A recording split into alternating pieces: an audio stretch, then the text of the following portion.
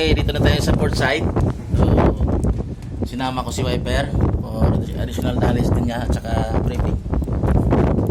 May inspection tayo, so kailangan ready din yung mga tao. So, ginawa niya, nilagay niya yung battery 1, inoon niya. Tapos ngayon, gagawin niya, lagay niya sa glow. Glow muna. Tagalan mo. Hanggang sa mawala yung pula. Yung glow indicator, kailangan mawala muna. Ibig sabihin, na-preheat na siya. Yung diesel na makina natin.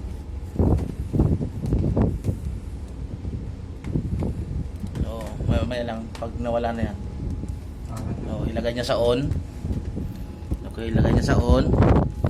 Tapos, start. Okay. So, start. Huwag muna pilit. Off muna.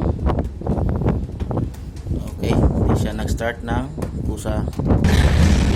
Okay, kamay ko lang pala. Nag-start na. Okay. So, yung gagawin naman ngayon, ilagay niya yung handle sa ahead. Ay, ano natin, takbuhin natin. Okay, try. Neutral. Okay, last turn. Okay, neutral. Okay. Off muna. Off. Engine stop. Okay, engine stop. Okay. So ngayon, try natin yung number 2 battery. Okay, i-off ni Wiper yung number 1. I-on yung number 2. Sige pa. Pilay pa. Okay.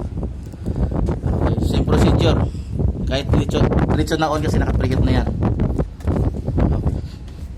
Okay. Sige, dandaan dito. Okay. Baka kamay ko na naman. Okay. On.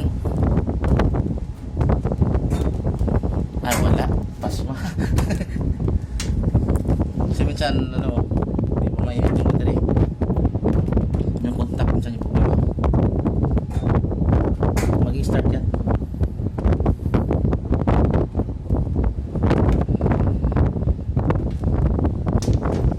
So, charge natin. Kailangan ayaw mag-start. I-charge natin.